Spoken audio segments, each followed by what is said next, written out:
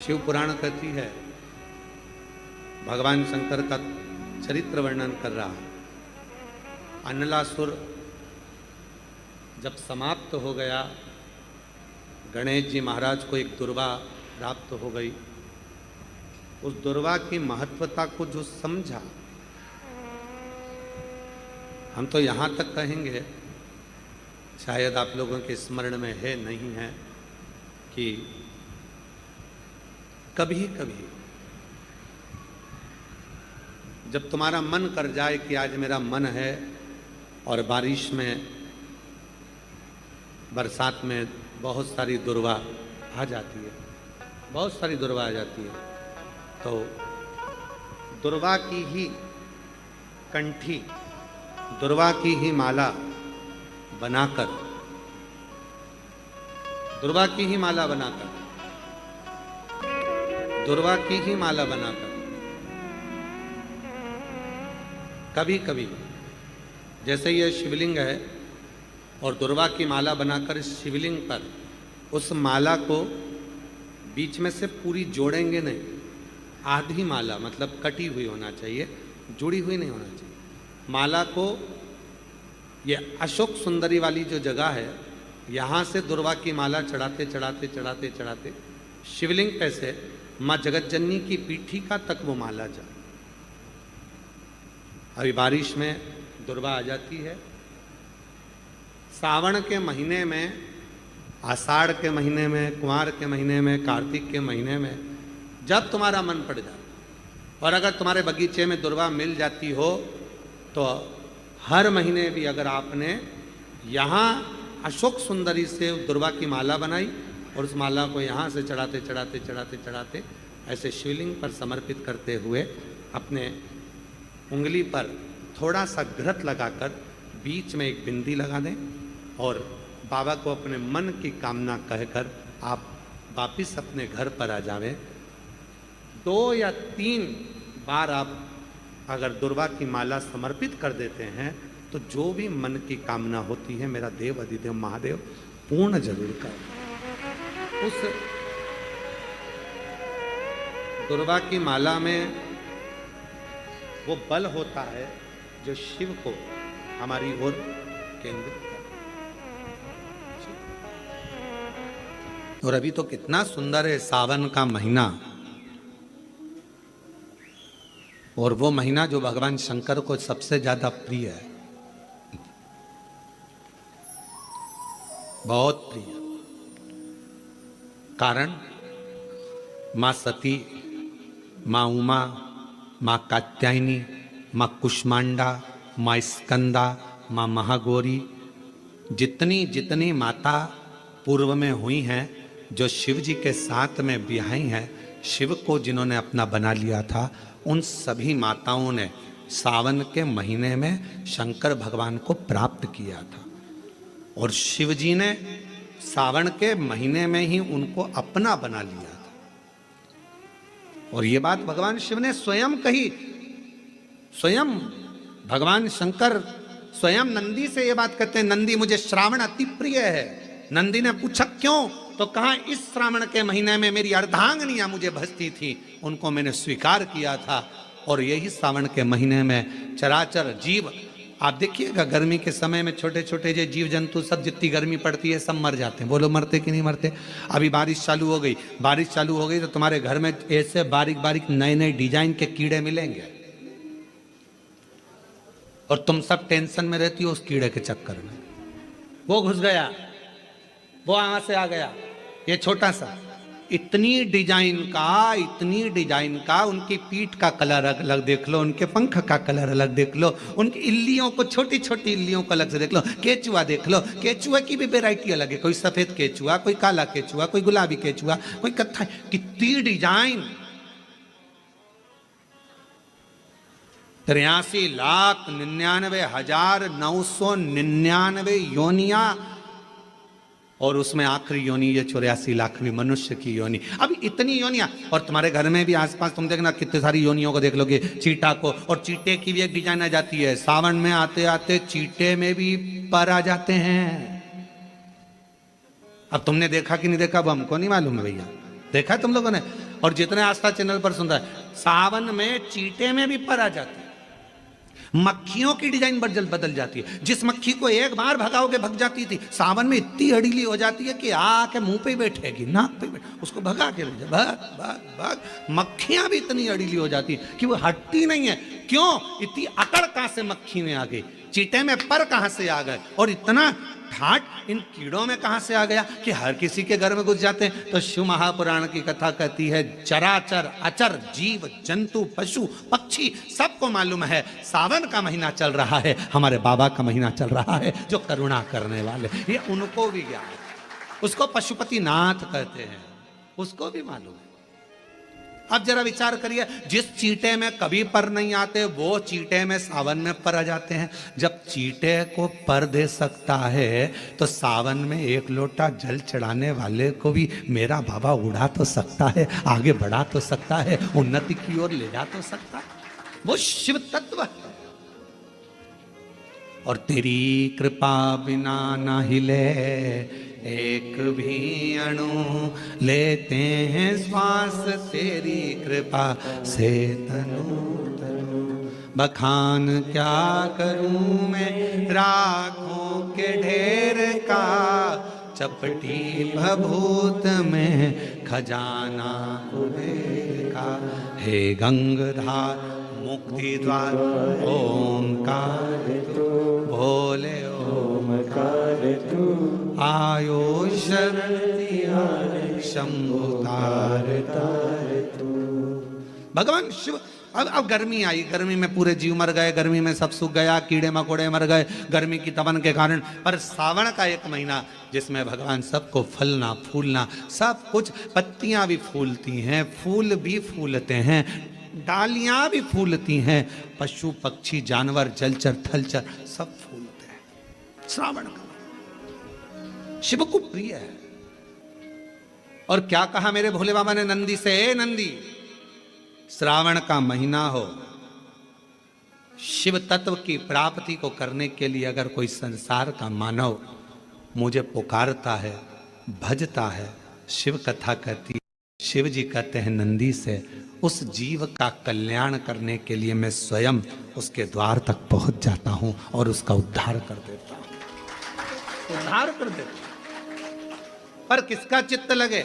सावन में भी कई लोग ऐसे हैं जिनका चित्त नहीं लग पाएगा, क्योंकि सावन का महीना होता है तो कमाई के स्रोत भी ज्यादा हो जाते हैं। जीजियों की साड़ियां बिकने लगती हैं, फैशन का सामान बिकने लगता है, पर्स मोबाइल बिकने लगता है, सामान बिकने लगता है, क्योंकि उस समय व्यापार भी बढ़ता है। व्यापार इसलिए बढ़ता है क्योंकि भगवान भी चाहता है कि तेरा मन मुझसे हट जाए, व्यापार में लग जाए। क्योंकि भगवान को मालूम, हमने पहले भी कथा में कहा है, बच्चे को माँ गोदी में तभी तक रखती है जब बच्चा खिलौने से नहीं खेलता, खिलौने से खेलने लगेगा माँ नीचे उतार देगी। उसी तरह भगवान तुमको अपने पास जब तक बुलाता है, जब तक तुम्हें अपना बनाकर रखता है, और भगवान देख लेता है कि अब धीरे धीरे मेरे को इसको धन देना है, वैभव देना है, ये खिलौने से खेलना चालू करेगा, गाड़ी लाएगा, घोड़ा लाएगा, मकान बनाएगा, फर्नीचर बनाएगा, उसमें लग जाएगा तो मेरे मंदिर आना छोड़ देगा। और मंदिर आना छोड़ दिया तो एक दिन मुझे धीरे धीरे, मैंने एक बार इसके यहाँ पहले की माताएं, पुरानी माताएं क्या करती थी, मिर्ची बारिश के पहले भर के रख लेती थी, धनिया बारिश के पहले भर के रख लेती थी, हल्दी बारिश के पहले भर के रख लेती थी, अनाज बारिश के पहले भर के रख ले, क्योंकि 4 महीना खाएंगे खत्म हो जाएगा, अगले महीने में फिर 4 महीने बाद ले आएंगे। उसी तरह भगवान तुम्हें एक बार का वैभव दे देता है, एक बार का धन दे देता है, एक बार की दौलत दे देता है, फिर लोग उसको भोगने लगते हैं, और भोगते भोगते आखिरी में एक दिन ऐसा आता है कि डब्बा खाली हो जाता है। डब्बा खाली होता है, फिर रोने बैठ जाता है, तकलीफ आई, फिर लोटा लेकर भागता है। शिव जी कहते हैं जो मेरे मंदिर में, मेरी कथा में, मेरे रस तत्व में हमेशा एक जैसा लगा रहता है, उसकी जिंदगी को भी मैं हमेशा उन्नति की ओर बढ़ाते बढ़ाते अग्रणता में लेकर चले जाता, फिर उसको डाउन नहीं करने देता, उसको नीचे नहीं आने देता। 2 पौधे, एक शमी का, एक बेलपत्र का। भूल से भी बेलपत्री के पौधे के नीचे से, बेलपत्री के वृक्ष के नीचे से, अगर भूल से भी, तुम्हें नहीं मालूम कि यह बेलपत्री का पेड़ है, तुम्हें नहीं मालूम कि बेलपत्री का पौधा है, तुम्हें नहीं मालूम कि बेलपत्री का वृक्ष है, भूल से भी चलते चलते भी तुम्हारी ट्रैक्टर, तुम्हारी ट्राली, तुम्हारी गाड़ी, तुम्हारा बखर, तुम्हारा बेल तुम बेलपत्री के पेड़ की छांव में से भी अगर निकल कर चले जाते हो तो दिन भर में अगर 100 पाप भी हो जाते हैं तो पल भर में धुल जाते हैं। एक बेलपत्री के वृक्ष के नीचे से, एक बेलपत्री के वृक्ष की छांव से, एक बेलपत्री के वृक्ष की मात्र टहनी की छैया से हमारे कोटि कोटि पाप समाप्त हो जाते हैं। आप सबसे इस कोटेश्वर धाम की पावन धरा से एक निवेदन करना चाहूंगा, पूरे आस्था चैनल के श्रोताओं से, फेसबुक यूट्यूब के श्रोताओं से, और जितने लोग यहाँ कथा सुन रहे हैं, बारिश का समय आए तो एक बेलपत्री का पेड़ बड़ा कर कर उसको कहीं रोड के किनारे अवश्य लगाओ। कोई निकल कर जाएगा, उस पे छांव पड़ गई तो उसका कल्याण हो जाएगा। वृक्षारोपण में बेलपत्री का वृक्ष अवश्य लगाइए। 2 वृक्ष की छांव और 2 वृक्ष का दर्शन हमारे जीवन को सुख दे जाता है। एक बेलपत्री, दूसरा शमी का पौधा। शमी का वृक्ष तुम्हारे घर में बड़ा मत लगाओ, और शमी का पौधा जब तक तुम्हारे इस हाथ की आकृति का रहे, उसमें से तुम पत्ती तोड़ो मत तोड़ो, उसमें से कुछ तोड़कर तुम शिव जी को चढ़ाओ मत चढ़ाओ, भले तुम बाहर जाकर टूटा हुआ लेकर आ जाओ, पर घर के बाहर, घर के कमरे में नहीं, हॉल में नहीं, घर के अंदर नहीं। तुम्हारा घर चारों तरफ से हो जाता है, 4 कमरे, हॉल, किचन, लेटरिन, बाथरूम सब पूर्ण कंप्लीट हो जाए, उसके बाद जो तुम्हारे जगह बचे, घर से जब तुम बाहर निकलो तो बाहर की ओर जाते समय, अगर तुम्हारे निकलते समय तुम्हारा सीधे हाथ की ओर अगर शमी का छोटा सा पौधा लगा है तो ये निश्चित है कि तुम जिंदगी में कभी किसी अदालती कोर्ट केस में, कभी प्रशासनिक आदि केस में, कभी किसी गलत जगह पर जिंदगी में नहीं फंस सकते। आप उससे बाहर ही निकल जाए। एक शमी का छोटा सा पौधा भी, उसका स्पर्श, उसका दर्शन, उसमें चढ़ाया गया 1 लोटा जल। शमी 3 देवताओं को सबसे ज्यादा प्रिय है। पहला देवाधिदेव महादेव, दूसरा शनि महाराज, तीसरा श्री गणेश जी महाराज। श्री गणेश जी महाराज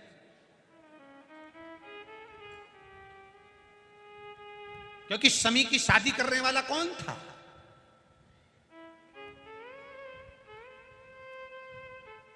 कौन इनको विवाह करे? अभी आगे आप कथा में सुनेंगे, शमी और मंदार की कथा जब आएगी, शमी और आकड़े के फूल की, सफेद फूल, नीला फूल, गुलाबी फूल आकड़े का जो होता है, मंदार का होता है, उसका वर्णन जब आएगा आप उसमें श्रवण करेंगे।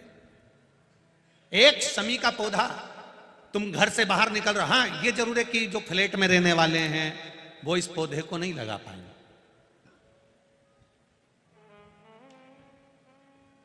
क्योंकि जब दरवाजे से निकलते हैं तो अंदर गच्ची होती है, गैलरी होती है, तो कैसे लगाएं घर के बाहर। हाँ, आप डायरेक्ट निकल रहे हैं और आपका पौधा घर के बाहर लगा हो तो बात दूसरी, छोटा सा गमले में, ज्यादा बड़ा नहीं, छोटा सा। ज्यादा बड़ा हो जाए तो उसको कहीं और लगवा दो, छोटा। घर से निकलते समय सीधे हाथ पर अगर शमी का पौधा, आप निकल रहे हैं और आपका राइट हैंड है, सीधा हाथ है, घर के बाहर शमी का पौधा है, प्रतिदिन का अगर आपका नियम बन गया कि शमी को देखकर घर से बाहर निकल रहे हो, जिंदगी में कभी कांटे तुम्हारे जीवन में आ ही नहीं सकते, कोई रोड़ा आएगा ही नहीं, बढ़ जाओ। यही रह गया। शमी में शनि भी है, शमी में गणेश भी और शमी में शिव भी है। और कई कई जगह ऐसी है जहां मंदिर ही नहीं है, पास में नहीं जा पाते, बच्चे भी नहीं जा पाते। तो शिव महापुराण की कथा के वायव्य संहिता में एक बड़ी सुंदर बात कही, बड़ा सावधानी से सुनिएगा इस चरित्र। वायव्य संहिता में श्री वेदव्यास जी वर्णन कर रहे हैं, और वायव्य संहिता के अंतर्गत वेदव्यास जी कहते हैं कि अगर तुम मंदिर तक ना जा सको, तुम शिव पर 1 लोटा जल चढ़ाने के लिए अपने नज़दीक के शिवालय में, देवालय में ना जा सकें, कोई मंदिर नज़दीक नहीं है, कोई शिवालय नज़दीक नहीं है, तो वायव्य संहिता में वेदव्यास जी कहते हैं कि अपने घर में यदि बेलपत्र का वृक्ष है, बेलपत्र का छोटा सा भी अगर पौधा है, तो उसमें थोड़ा भी जल आप प्रतिदिन चढ़ा रहे हो तो समझ लेना कि 12 ज्योतिर्लिंग में आप जल चढ़ा रहे हैं। 12 ये वायव्य संहिता कर। मान लो मंदिर नजदीक में नहीं है, बीमारी बहुत ज्यादा है, तकलीफ बहुत ज्यादा है, और कहा हमने कथा में सुना है कि जल चढ़ाने जाना चाहिए, तो वहां बेलपत्र का अपने गमले में एक छोटा सा पौधा लगा, छोटा सा पौधा, और छोटा सा पौधा लगाकर उस पौधे की परवरिश करो, जल चढ़ाओ। जब वो पौधा बड़ा हो जाए तो किसी बगीचे में जाकर, कहीं शिवालय में, देवालय में, कहीं पर एकांत में उस पौधे को लगा दो।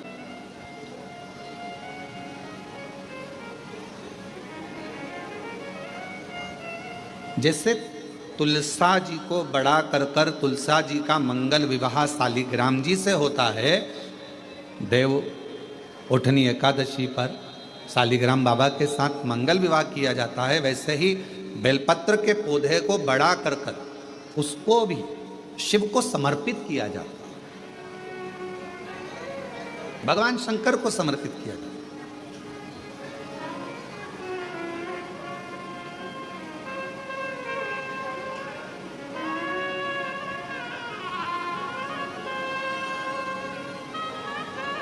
पर उस पौधे को पहले आपको बड़ा करना पड़ता है। पहले जैसे बेटी को बड़ा करते हैं और फिर उसका कन्यादान करते हैं, बेटी को बड़ा कर कर कन्यादान देते हैं, उसी तरह से बेलपत्र के पौधे को बड़ा कर कर उसकी आराधना साधना कर कर फिर उसका दान दिया जाए। कई लोग बड़े विचित्र हैं कि भाई हमको बेलपत्री का पौधा दान करना है, कुबरेश्वर धाम आए, उज्जैनी गए, किसी गुरुजी के यहाँ गए और बाजार में से पौधा ले लिया और बेलपत्र का पौधा दान कर दिया। उसको कम से कम थोड़ा समय अपने घर में तो रखो।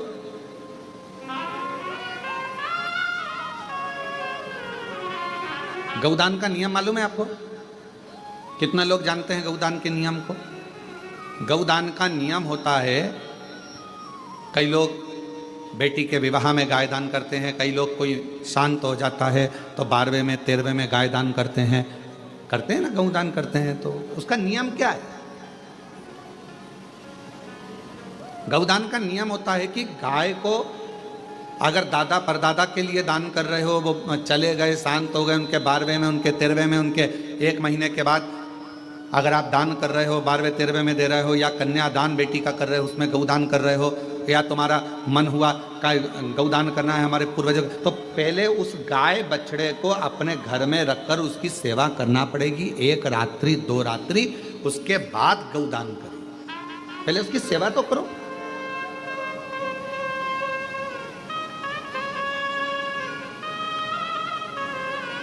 आपने तो डायरेक्ट फोन कर कर कह दिया गाय लिया ना,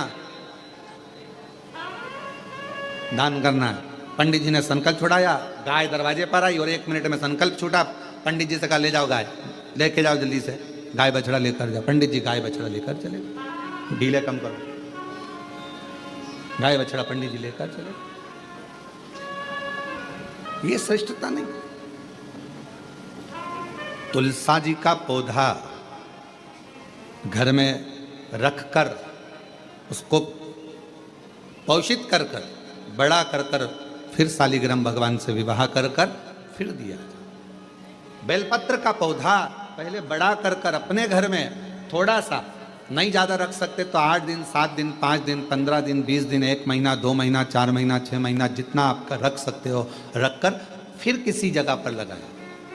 क्यों, क्या जरूरत है गुरुजी अपने घर में पौधे को रखकर फिर दान करना, अपने घर में पौधे को रखकर फिर कहीं लगवाना, अपने घर में पौधे को पहले परवरिश कर कर फिर कहीं उसको लगवाना? कारण क्या पड़ता है? कारण एक है, वायव्य संहिता शिव महापुराण की कहती है, अगर हमने किसी बेलपत्र के पौधे को अपने घर में रखकर 5 दिन 7 दिन 1 महीना 15 दिन 6 महीना उसको परवरिश करा, तो हमारे घर का कितना भी नेगेटिवता, कितनी भी हमारे घर में कुछ भी गंदा हो रहा है, कुछ गलत हो रहा है, कोई गलत हो रहा है, कोई झूठ बोल रहा है, कोई पाप कर्म हो गया हमारे घर में, इस भूमि पर जिसमें हम रहते हैं उस घर में एनर्जी अगर नहीं है, तो आपने उस पौधे को अपने घर में रखकर उसका परवरिश कर कर 15 दिन 7 दिन 1 महीना 2 महीना 6 महीना 8 महीना जितना तुम्हारा मन कर जाए, 1 दिन 2 दिन जितना मन कर, उसके बाद पौधे को कहीं लगवा। क्यों? वो हमारे घर का पूरा गलत जो भी विचार होंगे, गलत सोच, गलत विचार, गलत ऊर्जा वो पौधा ग्रहण कर लेता है, बेलपत्र का पौधा अपने अंदर उतार लेता है। बोल बम बोल बम बोल बम बोल बम बोल बम बोल बम। और आप लोग जो बैठे हो वो भी लेके आए होंगे बोल बम बोल बम बोल बम।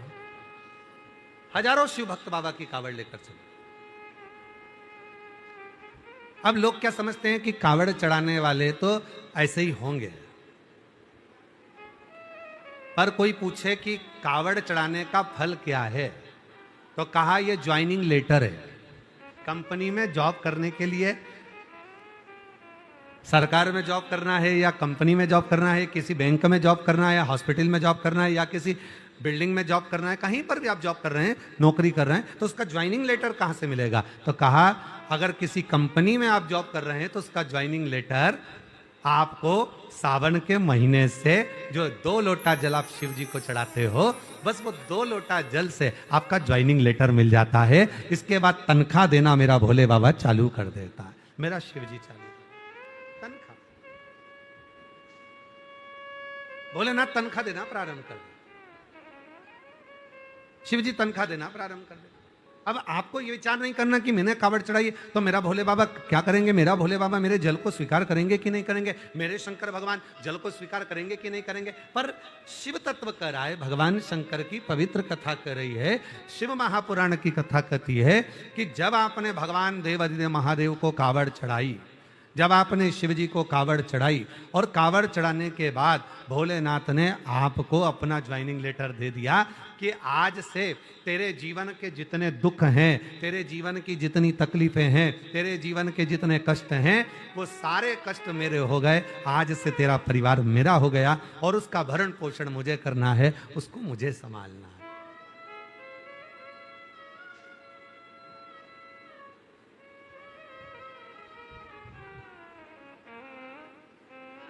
हम तो बाबा के भरोसे चलते हैं, हम तो बाबा के भरोसे चलते हैं। ये दुनिया वाले जलते हैं, ये दुनिया वाले जलते हैं। भोले बाबा के भरोसे चलते हैं, डमरू वाले के भरोसे चलते हैं। सीहोर वाले के भरोसे चलते हैं, सीहोर वाले के भरोसे चलते हैं। हम तो बाबा के भरोसे चलते हैं, हम तो बाबा के भरोसे चलते हैं। बस यही। आज अगर हम देवादिदेव, आप हरिद्वार जा रहे हो, नीलकंठ पर कावड़ चढ़ा रहे हो, आप काशी जा रहे हो, गंगा जी का जल भरकर कावड़ चढ़ा रहे हो, आप देवघर जा रहे हो, जल भरकर कावड़ चढ़ा रहे हो, आप महाकालेश्वर जा रहे हो, छिपरा का जल भरकर, नर्मदा जी का जल भरकर कावड़ चढ़ा रहे हो, आप ओमकारेश्वर जा रहे हो, वहां जल भरकर चढ़ा रहे हो, आप सीहोर आ रहे हो, मां सीवन का जल भरकर कावड़ चढ़ा रहे हो, जल भर। खुश होकर जाना बाबा के भरोसे और कहकर जाना, बाबा आज से मेरा ज्वाइनिंग लेटर मिल गया, अब आज से मेरी तनख्वाह निश्चित हो गई। और नौकरी पक्की करो भोले जी, मेरी नौकरी पक्की करो, और पक्की के साथ में तनख्वाह की नक्की करो भोले जी, मेरी नौकरी पक्की करो। साथ में बाबा से ये भी प्रार्थना करना कि अब मेरी तनख्वाह नक्की कर दीजिए, अब मुझे कोई टेंशन ना हो, मेरे जीवन का सारा दुख, मेरे जीवन की सारी तकलीफें, मेरे जीवन का सारा कष्ट, मेरे जीवन की सारी परेशानियां सब आपकी, अब हमारा कुछ भी नहीं है। आज से जिस कंपनी में हम जॉब करते हैं, जिस कंपनी में हम नौकरी करते हैं, उस कंपनी में ही संपूर्णता रहती है कि आपकी अब जवाबदारी हमारी है।